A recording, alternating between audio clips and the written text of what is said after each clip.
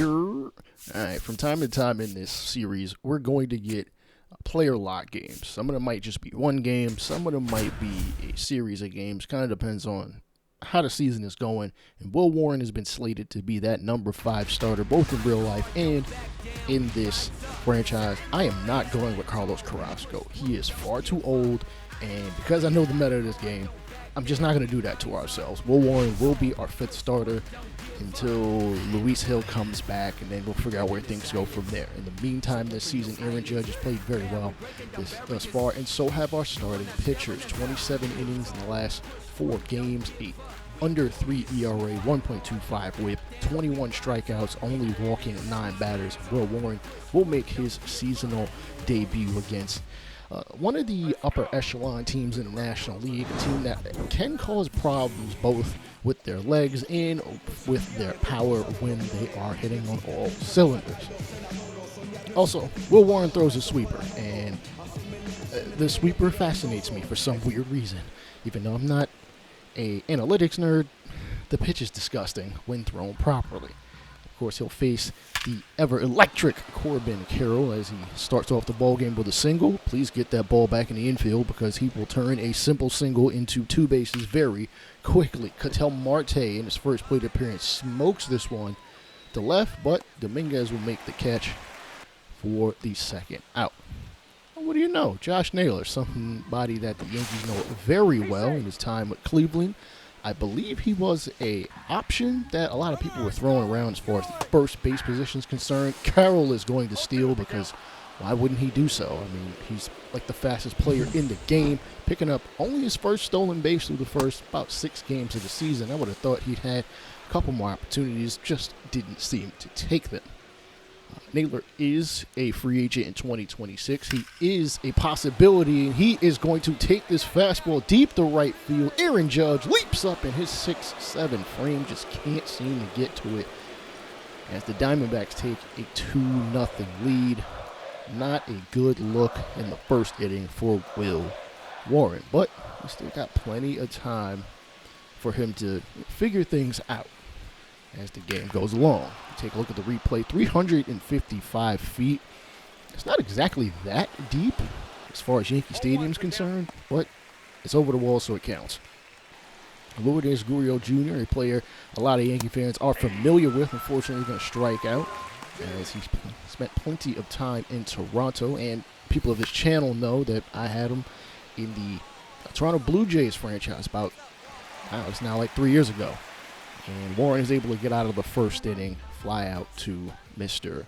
Dominguez. Corbin Burnes was a possible, well, there was a lot of people throwing a rumor out there that Corbin Burnes was going to maybe sign with the Yankees, but he had, if you've seen the headlines, you know he just wanted to go back, just go back home where his wife is and his newborn child, so can't be mad at him for wanting to go there, though. I think he might have a slightly better shot at winning here in New York, but it is what it is. He got good money, as that is a strikeout by Randall Grichuk, another familiar face to many Yankee fans in his time with Toronto. Jose Herrera will smack this one in the right field as Gabriel Moreno is out for this ball game. I forget the injury. It's not anything serious, so you might see him at a later point in time. And, you know, catchers do have days off. Dominguez gets a 2 RBI double to tie the ball game at 2 in the second inning. Perdomo strikes out on a circle change, looking at it low corner as the umpires still, you know, are calling the balls and strikes. Next year we will obviously get the perfect robo-umps, so we might not get that call, but hey, take what you can get now. Carroll, second plate appearance here in the third inning, hits the cutter deep to center field. Bellinger at the warning track makes the catch. Has to run a long way. It is a very good reason why we play him out there, though. Maybe we'll swap him and Dominguez from time to time as, liner right to Cabrera for the out in the third inning. The natural position of Jason Dominguez, or at least the position in which he came up from in the Dominican, was center field. We got single and a back-to-back plate appearance in a 3-run shot, so Warren has some cushion, but Don't start giving up long balls to a guy like Naylor. And this time he'll ground it out to his defensive position, and Goldie will step on the bag. Up next. I'm not against signing Naylor in the offseason. I mean, Goldie's 37, so he's really on a 1-year deal, and I'm not going to extend him. I got to be honest. But don't forget, Ben Rice plays first. He's a floor backup catcher. Maybe we'll play around with that. Just depends on how, the offseason is looking. Corbin Burns, 3 innings, gave up 7 runs, and somehow he is done very early in the game. Bad outing. Hey, it happens from time to time. Both pitchers with 3 strikeouts. Here's Grichuk, the number 7 man, hits the fastball down the line, bounces past Cabrera's glove into left field. He'll only stand up with a single. Herrera stares at a sweeper, bottom of the zone, for yet another punch out, his 4th. Perdomo has been driving runs, but swinging at a jam circle change? Dude, guys didn't throw that anymore? That's like a Greg Maddux pitch. Gets him out on a tunneling sinker for the final out of the inning. As you know what? He might be, as far as the art of pitching, sir, we are not number 1. We didn't win a World Series, and man, you can't be hitting him with a pitch unless you plan on taking his knees out. I'm not condoning it. I'm just saying, I don't want him running the base paths. Ketel Marte gets a fastball right down the middle, smacks it deep to center. And damn, that thing hung up for a long time. Belly makes the catch. That is the first out here in the 6th inning. As you know what, I could see Warren going pretty decently far in this game. As 49 pitches, it's the top of the 6th inning. Hey, give the bullpen a rest, though it's not necessary. Volpe, Chisholm to Goldie to end the inning with a double play. Damn good pitching by Mr. Warren thus far. Offense has definitely come through, including young gunner Mr. Jason Dominguez with some runs earlier. And Jake McCarthy is going to smack this one in the left field. And, oh, God, Dominguez, please get that ball in. McCarthy is probably faster than Carroll, and he ends up with an easy double. I thought he would have been standing up. Surprisingly, only his first of the season. Maybe he just hasn't been connecting this far this year. Ground ball by Suarez as the shift was on. And he is thrown out. McCarthy will move to third. There are 2 away, so we don't have to worry about shifting the defense much. Ground ball up the middle. Chisholm can't come up with it. It rolls in the center. Arizona gets their 3rd run of the ball game. As they might have a rally going. We shall see. 1-2 pitch to Herrera. Broken bat sweeper. Grounded to Volpe. Scoop it on the grass. Fire to first just in time. In the 7th inning. Or at least the top half of the 7th. As will Warren go out for the 8th? He will. Perdomo struck out earlier. Struck out looking. Damn. Perdomo not having the best of games. Warren's 6th punch out. As Carroll coming back to the dish. And it's a chopper to first. Goldie doesn't have to move far, and Carroll is not the Flash, so he's not going to be safe with an infield single. Marte, fastball hit to center, and Marte has been hitting the ball hard. But he's also hustling hard, and maybe a little foolishly is going to get thrown out trying to attempt to leg out a single into a double. Great play by Bellinger.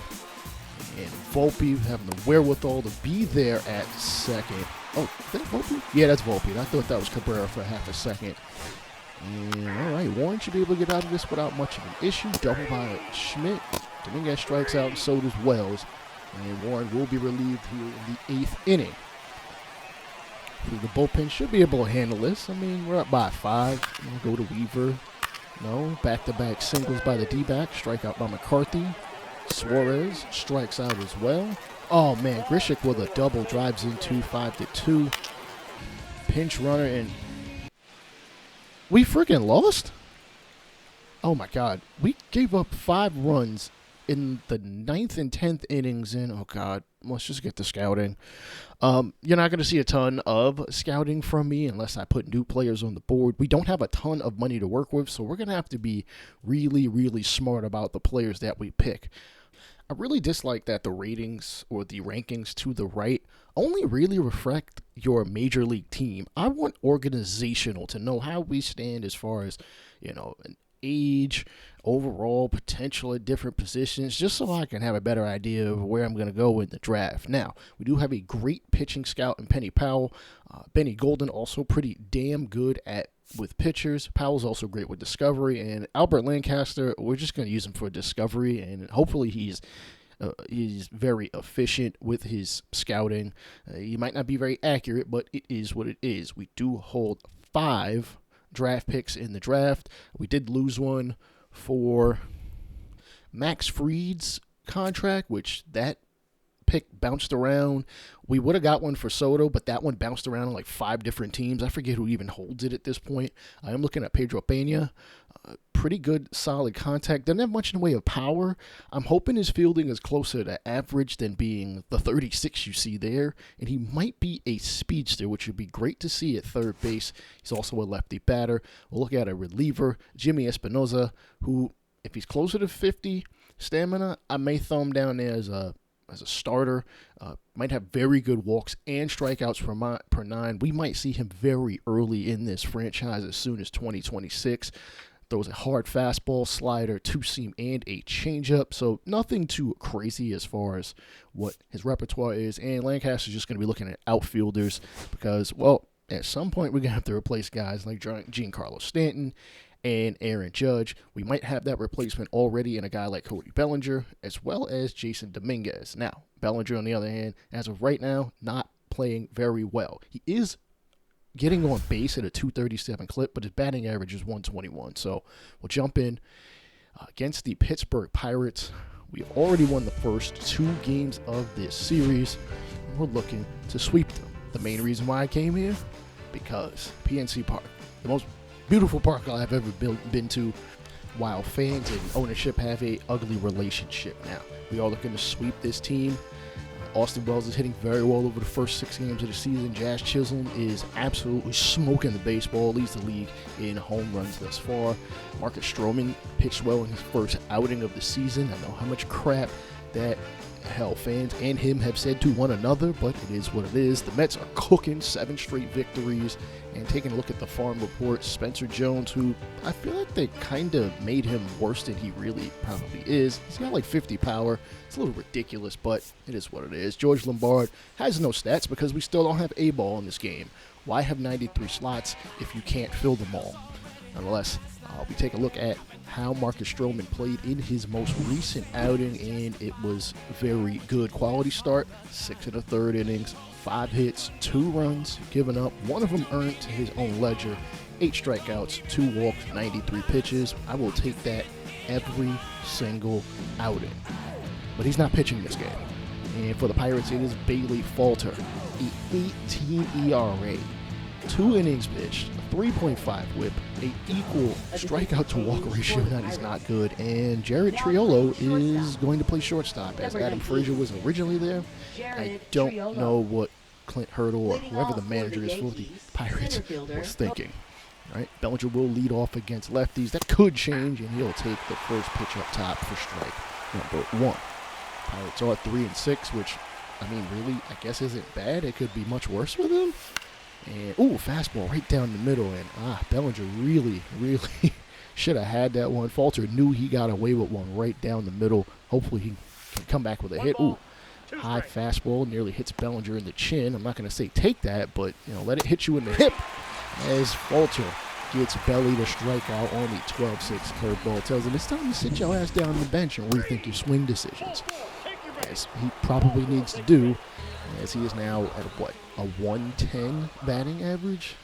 I'm glad he's worked some walks, but I want some hits too. And we're going to take a look at first-person camera, and I am never doing that again. I felt dizzy. I don't know why. I don't know how. I just don't like the first-person camera. I think Professional Baseball Spirits has the exact same camera. It's no better. I don't know. It's just something about first-person camera in a baseball game that just does nothing for me.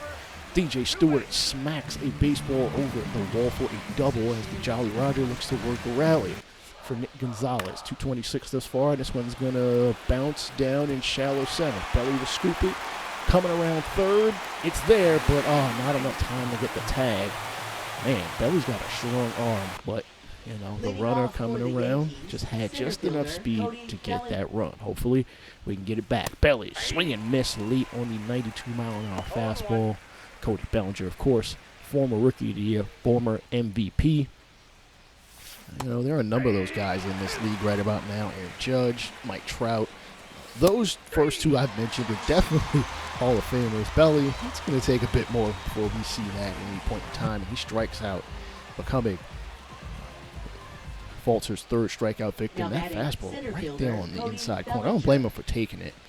As the Yankee offense decides to wake up, getting 3 runs as Belly smacks this one to right field, but unfortunately it'll find the glove. Runner from third will tag. And that is DJ LeMahieu crossing the plate for Bellinger's first RBI as a New York Yankee.